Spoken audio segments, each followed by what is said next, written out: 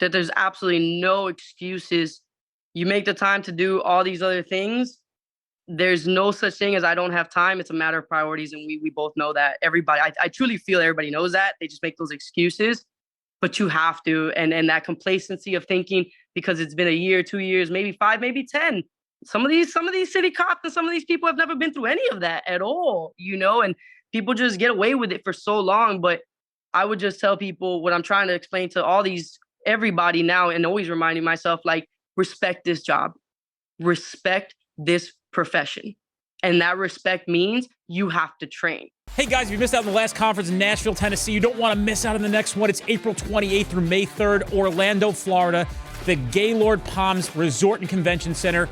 You made a mistake missing the last one. You don't want that to happen again on this one. 5 days of some of the best training you're ever going to experience packed into one event. We have an early bird special right now, $50 off. Use 24 early bird on our website, streetcop.com.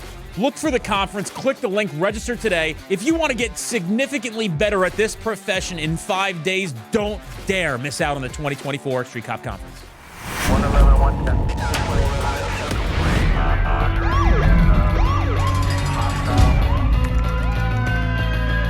Training to be a street cop. Hey guys, welcome to this episode of the Street Cop Training Podcast. I'm your host, founder, and CEO of Street Cop Training. My name is Dennis Benino, and we have with us today a young lady that I follow on Instagram. I thought it'd be really cool to have her on. Frank, you edited that shit.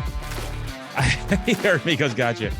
I thought it'd be really cool to have her on and show the world what she does. It's pretty dope. So I'm thankful you're here today to be with us. Elia Carranza de Florida.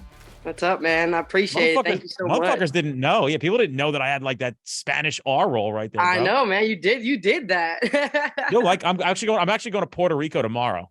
No way. Yeah, I got a 2-day trip I got to do down here real quick. Oh, that's just enough.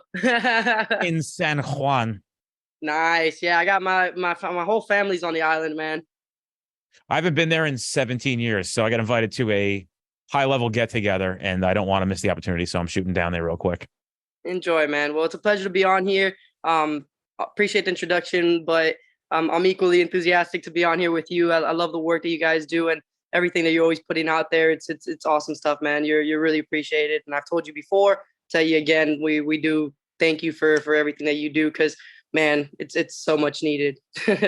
Thank you. I appreciate it, and it's nice to see somebody doing what you're doing as well. And I want to go to some of the things that I found about you that I think are cool. So with that being said, maybe you could tell everybody who you are, where you grew up, what you do, and probably what brought you to this podcast. So I'm actually originating from Miami. My like I said, my entire background's Puerto Rican, family's Puerto Rican, but mom said, I was going to be born here for some weird reason. So she came over here, had my brother, my sister and myself. So we grew up from down here. The moment I turned 18, got out of Miami, never turned back, and my career began. So my background is very much in hospitality and business. I've always done business. I mean, I've helped multi-million-dollar companies from the ground up. So I had a lot of fun in my career doing that. But I wanted to be a cop since I was 4 years old, and I knew that, and it was something that I felt very called to do. But life took me all around, man, doing all these amazing, beautiful, different things. And I ended up opening my own boxing gym. I had started boxing. I was competing. I said, I want to have a boxing gym. Ended up doing that as well. In the midst of having all this stuff going on, God comes back full throttle, and he's like, hey, you remember that dream I put in your heart? Now's the time. And I'm like, what? Like, what do you mean now? And not to get too deep into that. Obviously, I'm a woman of faith, and I have a very strong foundation with my relationship with God. But he very much led me and directed me to be exactly where I'm at today, doing exactly what I'm doing with law enforcement. So I am with a sheriff's office, and I absolutely love what I do. It's been about 3 years now. May seem like a little time, but the department I'm in is incredibly big, and the district I'm in is the absolute busiest one in the agency. So we always say it's dog years where I'm at. For every year that you're there, you spend a good 5 to 7 because of the amount of things that we see and I have. And it's been an insane journey, but really it's only just begun. And it doesn't matter how much I've seen. I have so much respect for this job that it's an ongoing evolution. It's an ongoing just growth. And again, that's what leads me to someone like you and to people like you that are doing these things, because this evolution doesn't stop and we need to be led as well. So I lead on my end. I have my gym, I have my business, I do BSO, I'm a professional fighter, but I also need to be led. And I need people like you that know what the hell they're talking about to guide our generations. Because then guess what? Everything I'm learning, it's going to be spread tenfold as well. So when we have the right information being spread as opposed to all the wrong information being spread, then that's a lot of progress right there. Yeah, I'm excited for that. I think about that a lot. I hopefully now it's caught enough fire where if something happened to me, it would continue on and people would understand. And I think we've done a pretty good job of exposing the truth for what men and women in this profession need to succeed, and especially in today's modern day police officer. But how did you get into your boxing career? Tell me about that. Like a lot of women, I got into it for fitness, and something I had always wanted to try. But How it was old for were you? fitness. I was this was in 2015. 32 now, so not gonna get into that math. But no, I got in there in my 20s, and it was something that I did for fitness. Had to lose some weight. I was in the business world, and I let it get to me. I let the business win, let myself go. Was not disciplined when it came to myself in the business. Man, I'll grow you like no other, but I couldn't grow myself because it was just the focus wasn't there.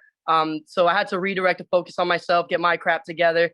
Walked in a boxing gym, and it just changed my life. Not just the boxing itself, but that gym. And that was the day that I was like, all right, I knew I was gonna box. I knew I was gonna have my own gym. Like, it takes me half a second into having these epiphanies to know that when it's just a thought or an idea to this is God. So it's like it's quick for me. I know it, and then I follow it, or I know that it's coming in its due time. So I knew I'd have that gym, and I threw up 30 minutes into that session for boxing. 30 minutes in, I was in the bathroom just throwing up my life. I went back out there, finished it, and was like, man, sign me up, because if there's anywhere that can push me to throw up and I keep going, like, yeah, that's a little bit of me, but that's a whole lot of you guys and your instruction, your trainers, and that motivation that they were given. So I signed up and got really into it, lost all the weight, got a little bit of hands on me at the time, and then got to a point where I started growing and looking for a fight coach.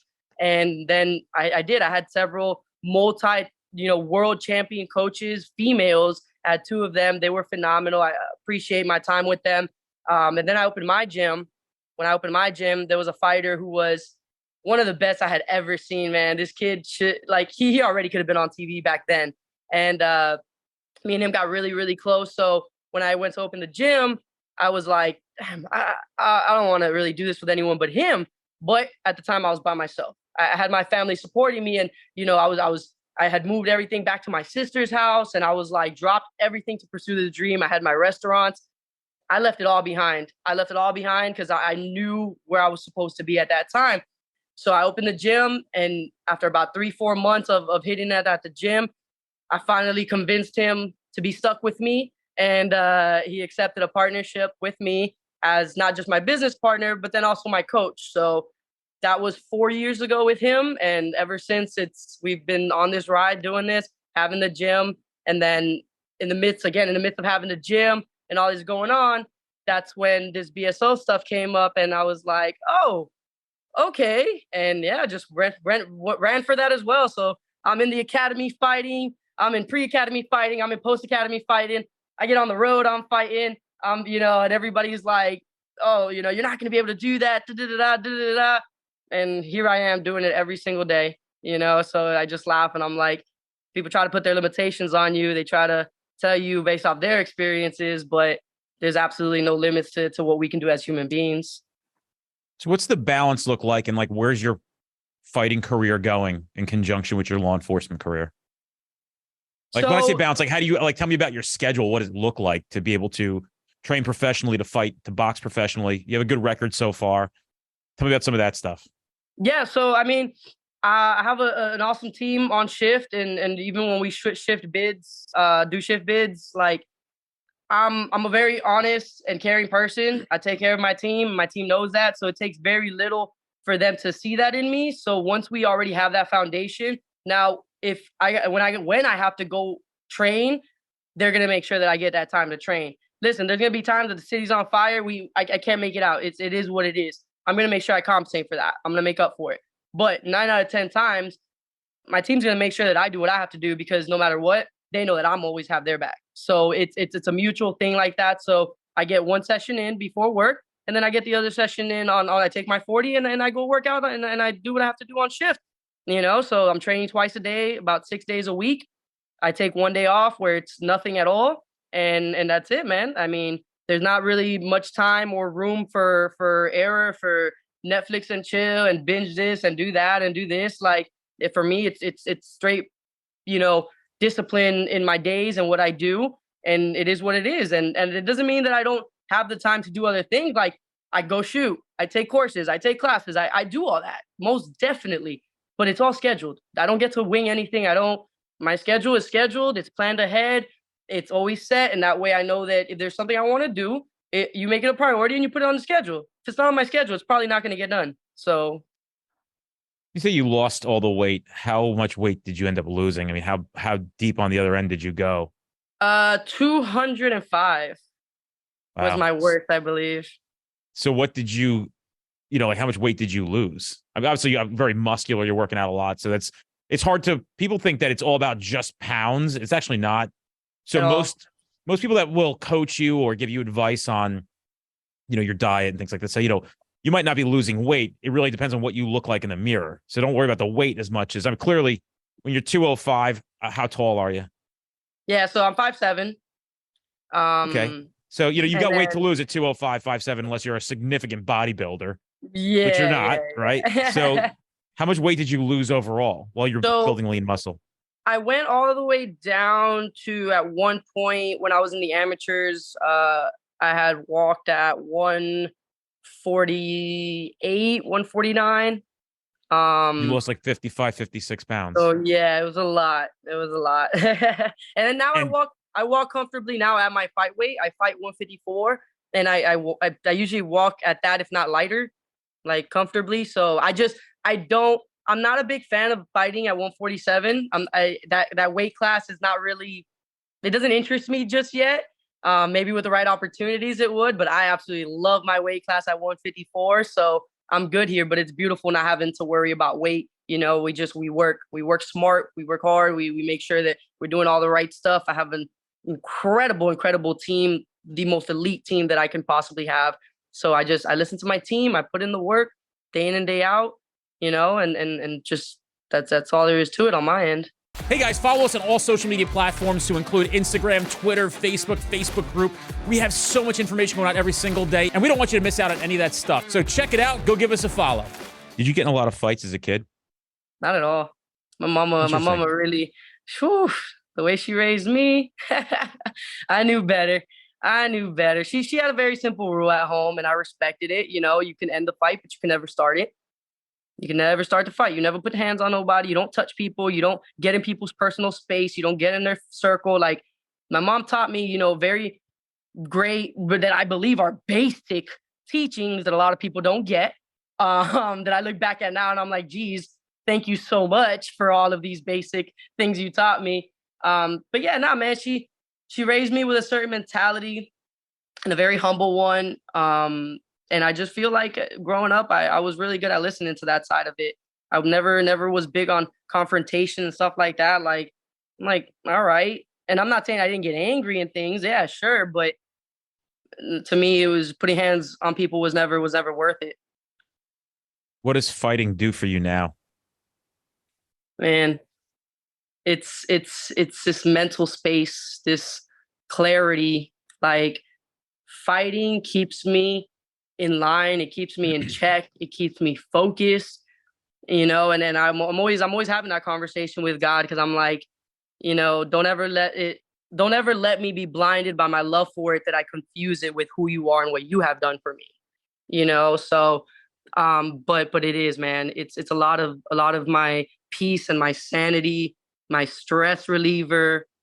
Like, it's all that. And every time we come to the gym, you're just getting ready for that fight.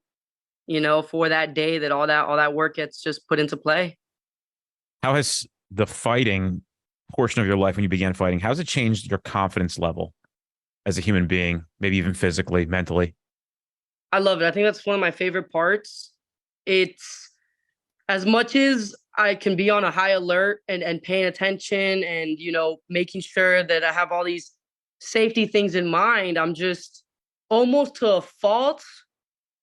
I am confident in my hands and in handling situations. And I just feel like it allows me to talk and de-escalate things so much better. Because it's in my initial reaction. Obviously, if there's not an immediate danger, and this is in any situation, whether it's personal, work, whatever, there's not an immediate danger, and I can just talk and we can just try to communicate, which I have a real good rate for that too. I'm extremely proud of that. I know I'm one of the best in the business at de-escalating absolutely any scenario, any situation. But that's all I want to do. Knowing that I can handle it just makes me want to handle it differently than that route. That's my last resort. Anything physical, anything violent is my last resort. It is not what I seek. It is not what I want. I want this to be a peaceful interaction. I want this to go well.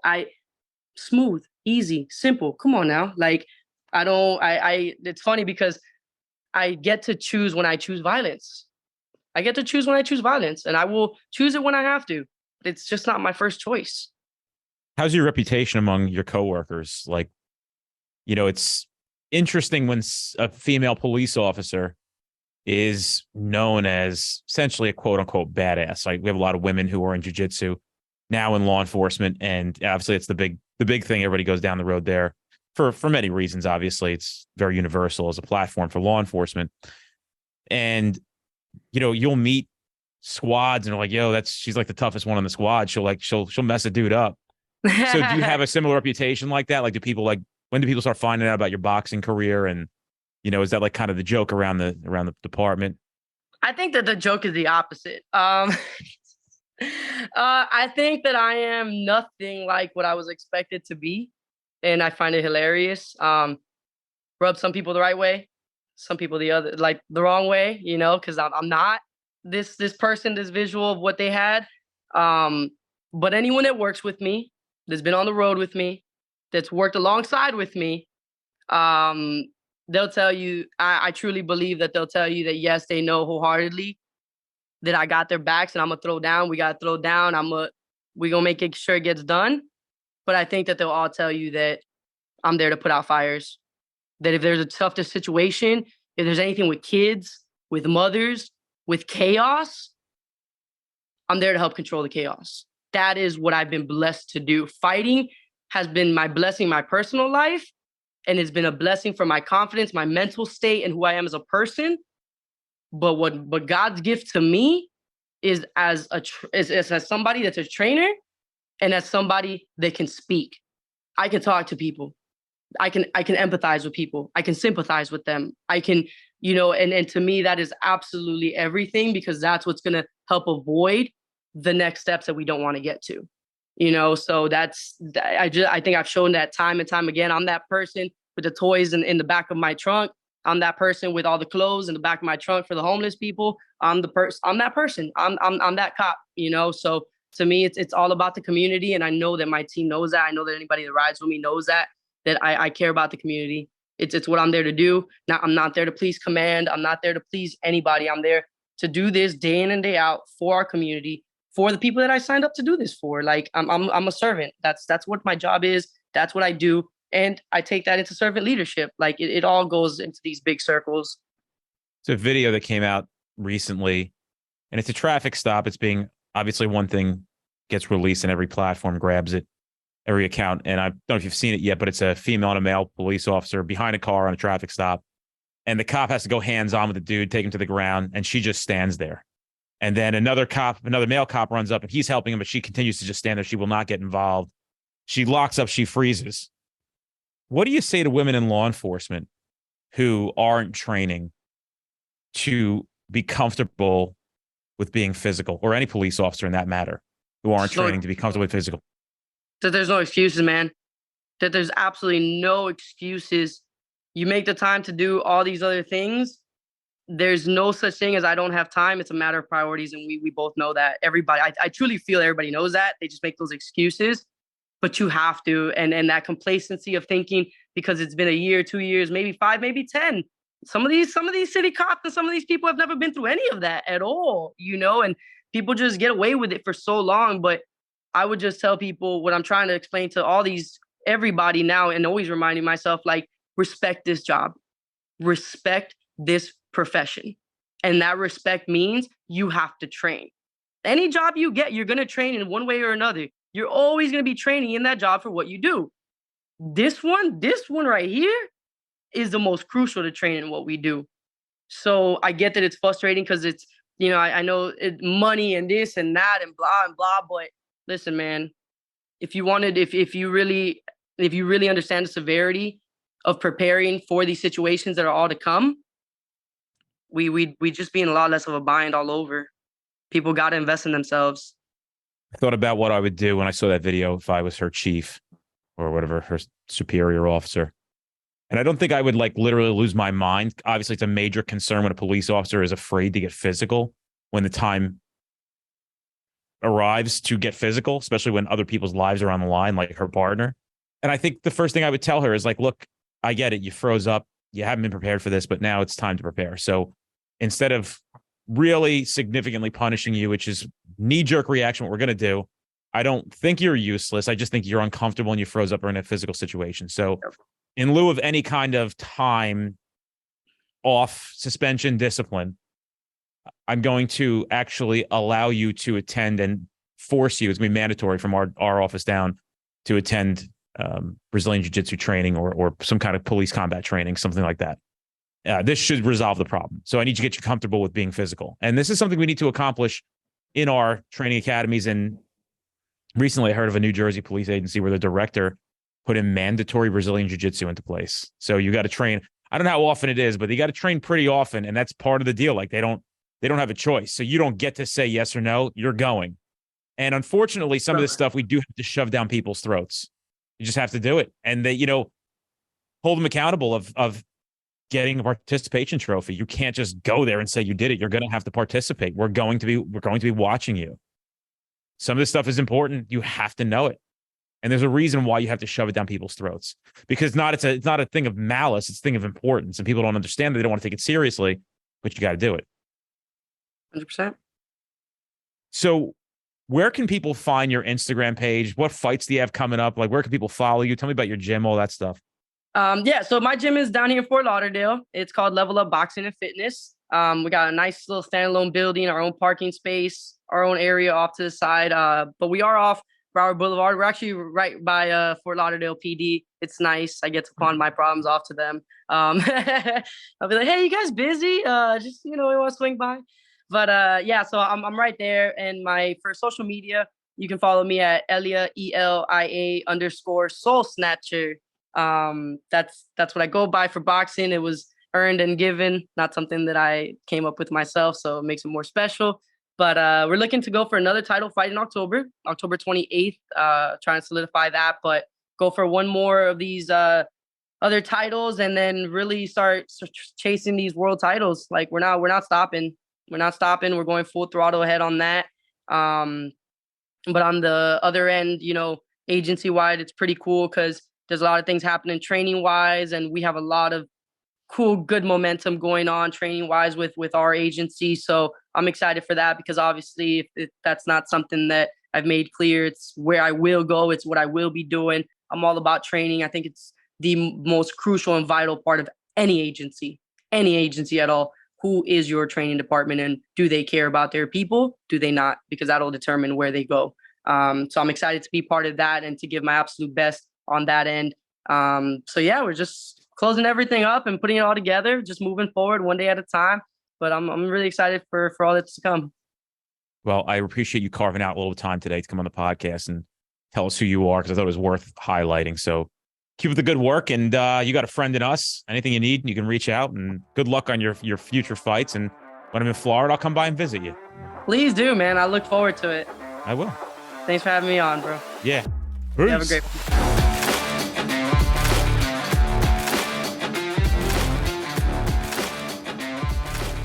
Hey guys, check out our upcoming training at streetcop.com. Don't forget, we have 50 instructors nationally teaching a variety of topics. These are the best classes you're going to experience in your career. We make sure of it. You're going to love it. I guarantee you're going to be thankful that you went. Check us out at streetcop.com for all upcoming classes in your area.